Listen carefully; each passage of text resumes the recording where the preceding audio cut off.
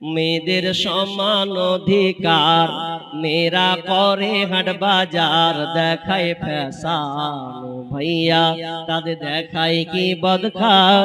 মেয়েদের সমান অধিকার, বরখাটা পরে তারা প্রথাটা মানিয়া, নতুন যুগের ট্যাডি ফ্যাশন করে জোর করিয়া। বরখাটা পরে তারা প্রথাটা মানিয়া, নতুন যুগের ট্যাডি ফ্যাশন করে জোর করিয়া। এদের বলার কিছু নাই বর্তমানের জামানায়, কি বলবো রে ভাইয়া তাদের দেখায় কি বদকার। মেয়েদের সমান অধিকার, মোবাইলে কথা বলে প্রেমিকের সাথে, ঘন্টার পর ঘন্টা চলে যায় খবর রাখে না যে। মোবাইলে কথা বলে প্রেমিকের সাথে, ঘন্টার পর ঘন্টা চলে যায় খবর রাখে না যে। গজব দুনিয়াতে ভাই আসতে দেরি তো আর নাই, কি বলবো রে ভাইয়া তাদের দেখায় কি বদকার। মেয়েদের সমান অধিকার, কলেজেতে যাই গো তারা লিখা পড়ার নামে, লিখা পড়া ছেড়ে তারা প্রেমের আলাপ করে। স্কুল কলেজগুলো দেখেন কি অবস্থা, কলেজেতে যাই গো তারা লিখা পড়ার নামে, লিখা পড়া ছেড়ে তারা প্রেমের আলাপ করে। ওরা প্রেমের আলাপ করে, এদের মা বাবার খবর নাই এসব কি করতেছে ভাই। কি বলবো রে ভাইয়া তাদের দেখায় কি বদকার। মেয়েদের সমান অধিকার, মেয়েরা করে হাট বাজার, দেখায় ফ্যাশন ভাইয়া তাদের দেখায় কি বদকার। মেয়েদের সমান অধিকার, জামানা মোবাইলে খাইছে, জামানা ফেসবুকে খাইছে, অল্প বয়সের ছেলে মেয়ে প্রেমে জড়াইছে। জামানা মোবাইলে খাইছে, জামানা ফেসবুকে খাইছে, জামানা মোবাইলে খাইছে, জামানা ফেসবুকে খাইছে। সকাল বেলা বাবা বলে যাস রে কোথায়, বাবার কথা শোনার মতো সময় যে আর নাই। তাই রাস্তার পাশে বসে বসে ছেলেরা, রাস্তার পাশে বসে বসে ফ্রি ফায়ার খেলছে। জামানা মোবাইলে খাইছে, জামানা ফেসবুকে খাইছে, জামানা মোবাইলে খাইছে, জামানা ফেসবুকে খাইছে। বিবাহিতা মেয়ে যখন ফেসবুকে ঢোকে, হ্যান্ডসাম ছেলে দেখে সে তো প্রেমে পড়ে। ওরে বিবাহিতা মেয়ে যখন ফেসবুকে ঢোকে, হ্যান্ডসাম ছেলে দেখে সে তো প্রেমে পড়ে। ওরে স্বামী সন্তান সব ছাড়িয়া, স্বামী সন্তান সব ছাড়িয়া নতুন প্রেমিককে চাইছে। জামানা মোবাইলে খাইছে, জামানা ফেসবুকে খাইছে, অল্প বয়সের ছেলে মেয়ে প্রেমে জড়াইছে। জামানা মোবাইলে খাইছে, জামানা মেসেঞ্জারে খাইছে। রাতের বেলা একা একা ঘুম যে আসে না, মেসেঞ্জারে না পাইলে বন্ধু ভালো লাগে না। ওরে রাতের বেলা একা একা ঘুম যে আসে না, মোবাইলে না পাইলে বন্ধু ভালো লাগে না। তাই তো এখন মা বাবারা বর্তমানের মা বাবারা ভীষণ টেনশনে পড়েছে। জামানা মোবাইলে খাইছে, জামানা ফেসবুকে খাইছে, অল্প বয়সের ছেলে মেয়ে প্রেমে জড়াইছে। জামানা মোবাইলে খাইছে, জামানা ফেসবুকে খাইছে। বিশ্বনবী বললেন ওয়াতুল্লিমা লিগাইরি দিন, মানুষ দিন শিক্ষাকে বাদ দিয়ে দুনিয়াবি শিক্ষার পেছনে প্রচার প্রসার করবে, খরচা করবে। আজকে বর্তমানে দেখা যায় দুনিয়াবি শিক্ষার মধ্যে মানুষ ছুটে আসে, মেয়েকে মাস্টার বানায়, মেয়েকে নার্স বানাতে অভ্যস্ত আছে, কিন্তু মেয়েকে কোরআন শিক্ষা দেয় না, মেয়েকে পর্দায় রাখে না। এই জন্য বিষ্ণু বললেন যখন তোমরা এই কথা দেখবে, এরকম দৃশ্য দেখতে পাবে, তখন তোমরা জেনে নাও কিয়ামত সন্নিকটে। তুল্লিমা লিগাইরি দিন, দিনের শিক্ষা প্রসার কমবে, দুনিয়াবি শিক্ষার প্রচার প্রসার বাড়বে।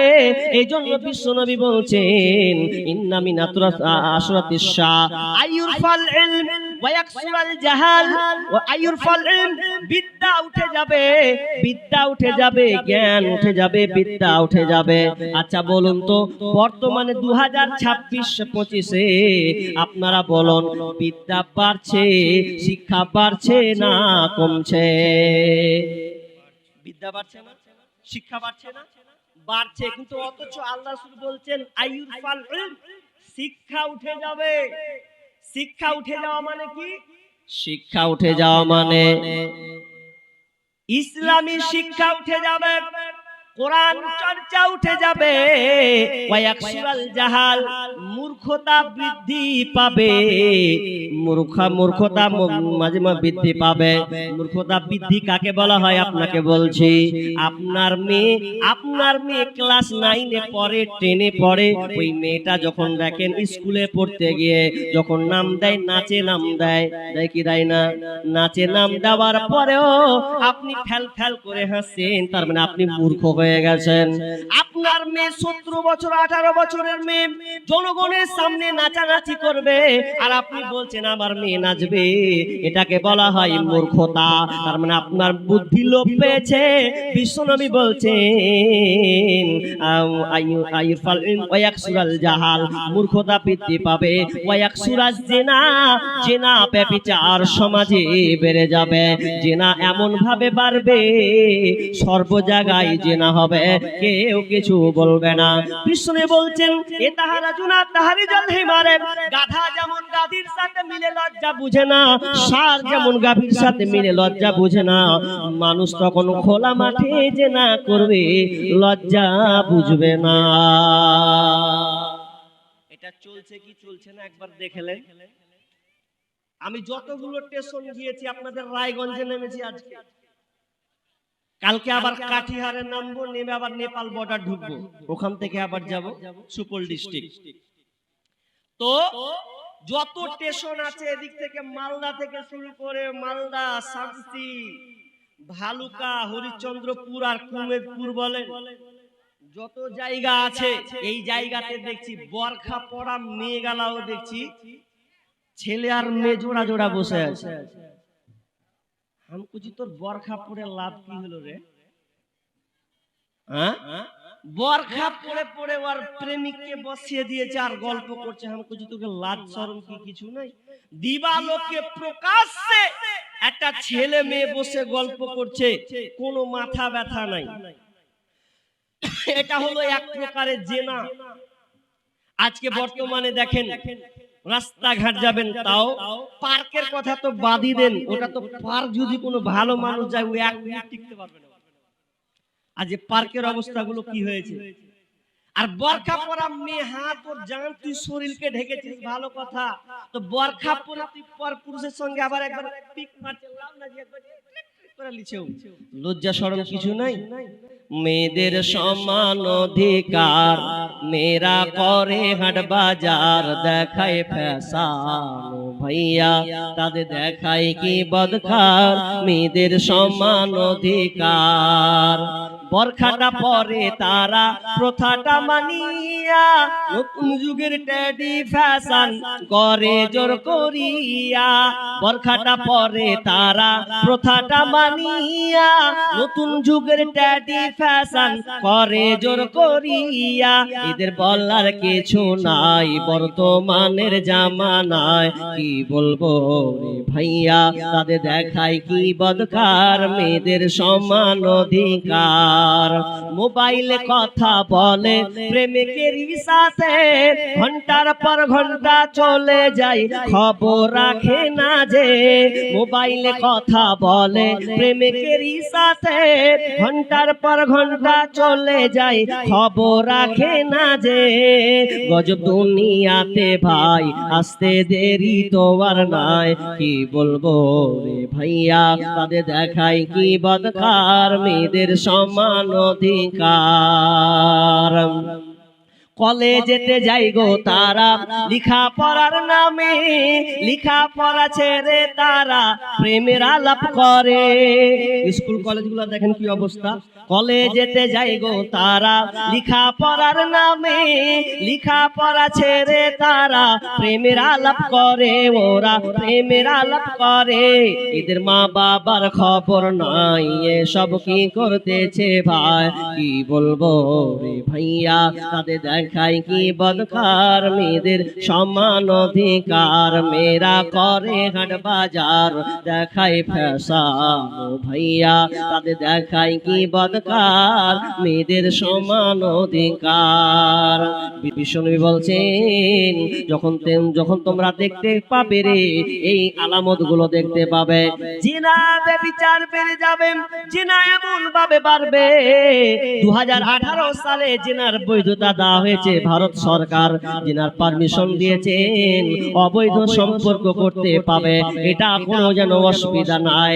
আজকে এমন বর্তমান ভারত প্রেক্ষাপট হয়েছে, আপনি যদি আপনার স্ত্রী যদি বলে আমি তোমার ভাত খাবো না, আমি ওই ছেলেটার হাত ধরে চলে গেলাম, তাহলে আপনার করার কিছু নাই, আপনাকে শেষে বাধ্য হয়ে বলতে হবে যা গাবার ভাত তুই খাগা, আর তোকে আমি সংসার করব না। এটা বাধ্য বাধ্য। এমন একটা জামানা আসবে যে না ব্যভিচার বেড়ে যাবে, কসুরি বাতিল খামুর এবং নেশাদার দ্রব্য বাড়বে, মানুষ মদ পান করবে। যখন তোমরা এই আলামত গুলো দেখতে পাবে রে, তখন তোমরা জেনে নাও কিয়ামত সন্নিকটে। এই হাদিসে আবার বিষ্ণু বলছেন ওয়াকিল্লার রিজাল, কিয়ামত হওয়ার আগে, পৃথিবী ধ্বংস হওয়ার আগে পুরুষের সংখ্যা কমে যাবে, ওয়াকসুরান নিসা, মেয়েদের সংখ্যা বাড়বে, হাত্তা ইয়াকুনা লিখামসিনা ইমরাতান তাইয়িবুল ওয়াহিদ, একটা পুরুষের অধীনে 50 জন করে নারী থাকবে। এটা হলো কিয়ামতের আলামত। আমি বলতে চাইছিলাম বিশ্বনবী বলছেন ওয়া তুল্লিমা লিগাইরি দিন, দিনকে বাদে রেখে মানুষ দুনিয়াবি শিক্ষার পেছনে ছুটবে। ওয়া তার রাজুলু ইমরাতাহু, ওয়া তার রাজুলু ইমরাতাহু, পুরুষরা নারীর উপরে চলবে, পুরুষরা নারীর উপর হয়ে চলবে। ভালো করে কোন কয় নাম্বার হলো এটা? আউতুল্লিমা লিগাইরি দিন হয়ে গেল 4টা, আর 5 নম্বর কি? জাআতা ইমরাতাহু, তার মানে কি নারী, একটা পুরুষ নারীর অধীনে বসবাস করবে, একটা পুরুষ নারীর অধীনে সব সময় চলবে, বিবি যেটা বলবে স্বামী ওটাই মেনে চলবে। এটা হচ্ছে না এখন?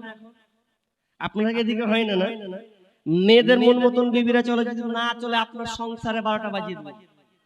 অথচ কোরআন নারীকে বলছেন ও নারী, আর-রিজালু কাওয়ামুনা আলান নিসা বিমা ফাদ্দালাল্লাহু বা'দাহুম আলা বা'দিন, হে নারীরা তোমাদের নেতা হলো পুরুষ, কারণ একে অপরের শ্রেষ্ঠত্ব দান করেছে, মর্যাদা দান দিয়েছে, তোমাদের নেতা হবে পুরুষ। কিন্তু বিশ্বনবী বলে দিলেন কিয়ামতের পূর্বে তোমরা এটা দেখতে পাবে ওয়া তার রাজুলু ইমরাতাহু, নারীরা পুরুষরা নারীদের বশীভূত হয়ে চলবে, নারী যেটা বলবে ওটার উপরে এসে চলবে।